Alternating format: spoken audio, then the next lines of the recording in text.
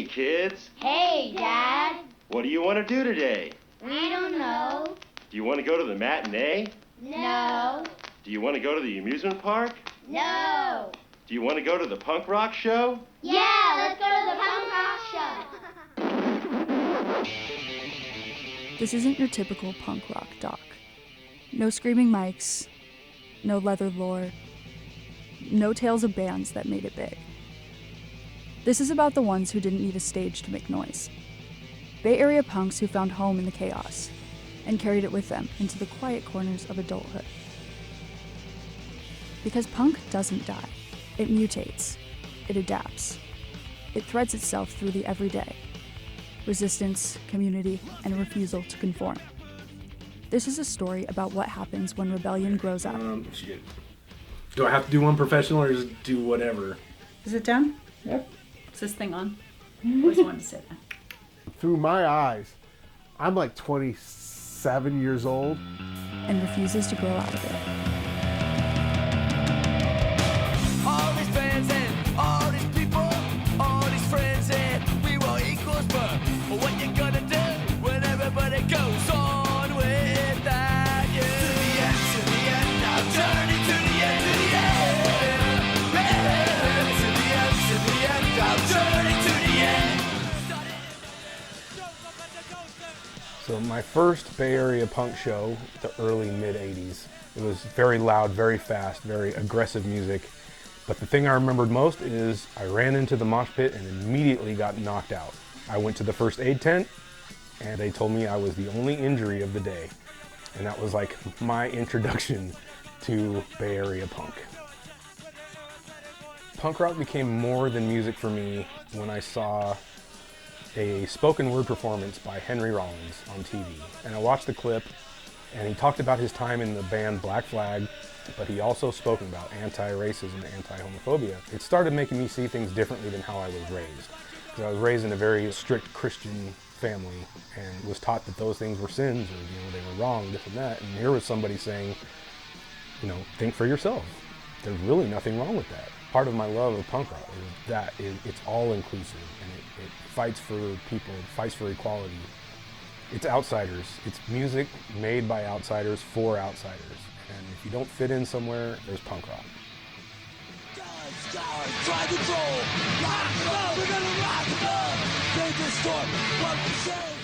I got introduced to punk 45 years ago. I walked into the living room. My dad was watching something on TV. There were these angry men jumping around. I was really young. They had a vat of Jell-O in an aquarium with baby doll heads, like those plastic baby dolls. They ripped the heads off and they were floating in Jell-O. It scared the crap out of me. I asked my dad, "What's that?" He said, that's punk music." I could never see myself being a punk rocker after that Jell-O incident. It just seemed really scary. Until like 13 years ago when I met my husband, and I remember going to a Me First in the Gimme Gimmes concert, and it's like punk rock light. There's just four dudes from the Bay Area taking a cover, even Paul Abdul, speeding up the music, and you're just rocking out, and it's so much fun.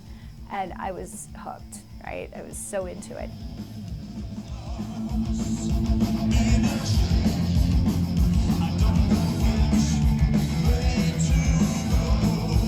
In punk, I see myself as someone who's lucky enough to be participating, right? I'm new. I don't look like, the typical person who's going to punk concerts all the time. I don't think that stops me in any way from participating in it or being accepted by it, because anti-establishment is not being so critical and boxed in of what you should be like.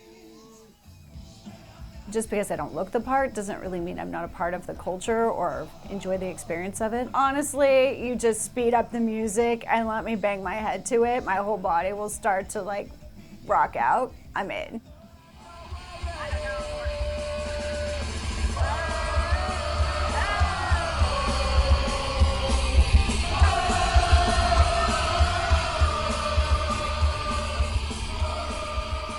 In my 20s, I actually lived in downtown San Francisco, close to all the venues, and it was really easy. You just walk down the street and you could go see the Rip-Offs, or you can go see No Effects.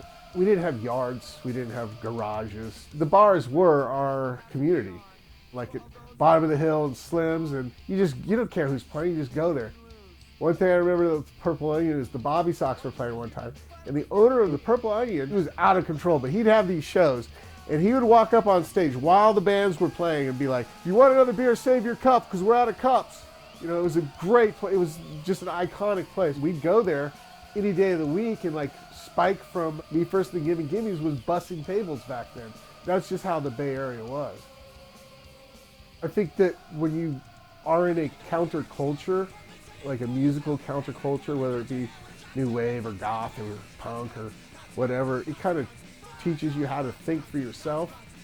And thinking for yourself is a very important thing because it allows you to see a issue or situation and be able to decide what's right or wrong in that capacity without having to run it up the flagpole to see, oh, what do other people think about it? You know, when you're independent and you have your own drive and ideas, you know what's right or wrong. And I think that, you know, counterculture type music scenes kind of makes you a better person that way. This song goes out to all the fucking people out there that are hating and trying to fucking keep a good man or woman down with their fucking rules and regulations. Whether it's your fucking mom, dad, your teacher, your fucking boss, or the fucking police or the government, they can all fuck off as far as I'm concerned. The song goes out to them. It's called Fuck Authority.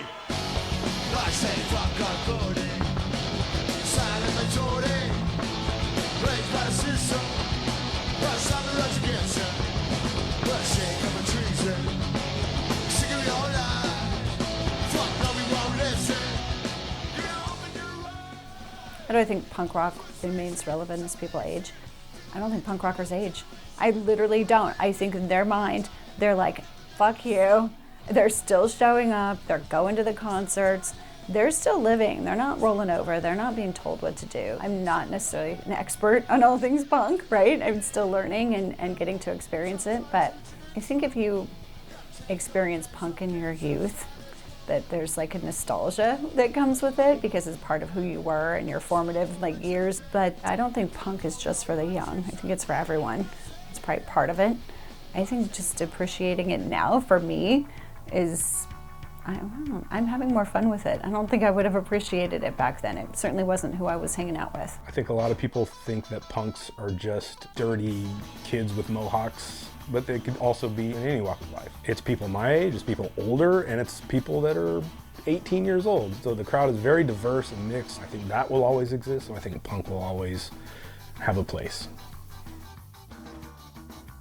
It's hard to carry punk into adulthood. I mean, it's like, that's the music I like, but I don't wear my leather jacket anymore. You know, I don't have colored hair anymore. I don't know that I feel different about how I'm connected to punk music now. I guess the only real difference is I take my kids to the show. I've got a pair of Doc Martens I bought in 1988 that I still wear sometimes. But, you know, to me now it's like, well, tennis shoes are more comfortable at a show. You can't have a 3-foot mohawk if you have to put a suit and tie on the next day. You know, you can't have certain styles, but that's not really what punk's about, in my opinion. It's kind of funny to me that everyone sees punk as like this, you know, like anarchist type thing, which some of it is, but for the most part, I learned a lot of my values from punk music. Listen to the punk lyrics. They're not talking about hating people. They're talking about getting along, fighting the evil establishment. They're teaching lessons there, in my opinion, that is beyond what most music teaches lessons of. The core of punk really is kind of rebellious thinking for yourself, standing up for what you believe in. The more I get into punk and the more bands I discover, the more into the culture I get, the more it just affirms all of that. Not being racist, not being homophobic, but being actively anti those things. And you can take that into any aspect of your life. And you know, I have a job, I have a career, I have to answer to somebody. It's tricky to try to stay true to your rebellious roots, you know, your rebellious punk rock roots, and go to work at 5 in the morning. But you have to survive in society, you have to pay your bills, and you have to do what you need to do to live the lifestyle you want.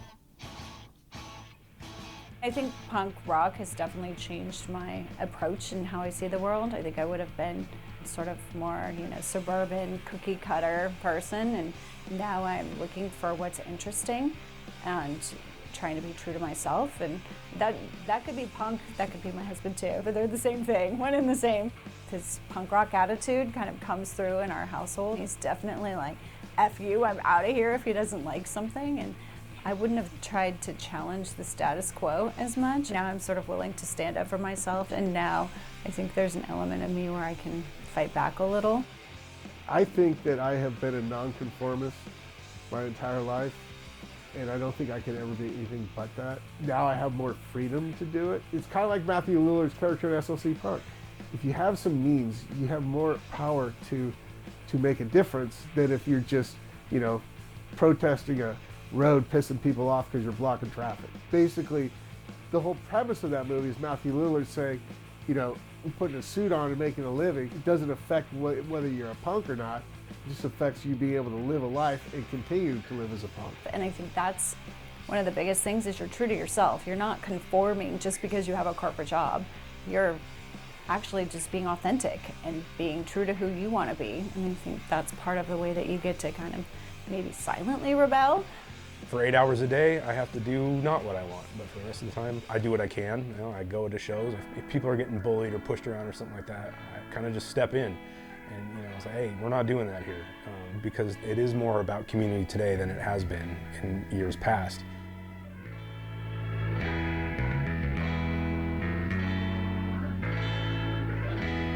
Don't worry about me, I'm gonna make it all right. Got my enemies cross-field in my The Bay Area is such an awesome place. Bay Area punk, it's your community. You go to as many shows as you can and absorb it. Absorb the message, absorb the culture, make it your own, and just live it 100%. Stop listening to like normal shit.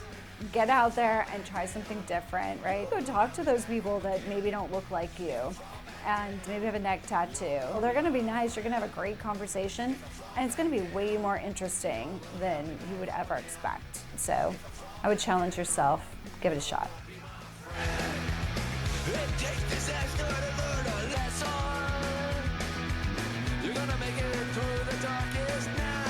I'm Ron Bodeman, and punk was always going to be with me forever. It's either you or it's not, and it's not something that just falls off. I am Jeff motherfucking Thomas, and I am a punk, and I will be a punk till the day I die. My name is Toby Ann, and I fucking love punk rock. Get dead. No. That's stupid. Okay. Fuck. I don't know how to do it. If I fall back down, you don't want to help me back up again. If I fall back down, you're gonna be my friend.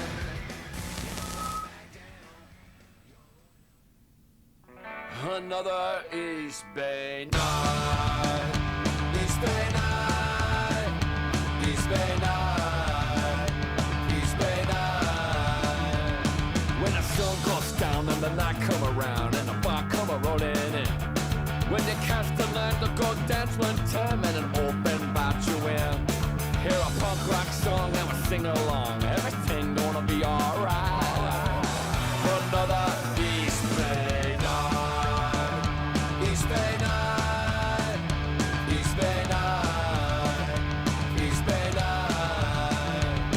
Well, grandma stands on the very same land on the old house up on the hill. You can see the San Francisco Bay.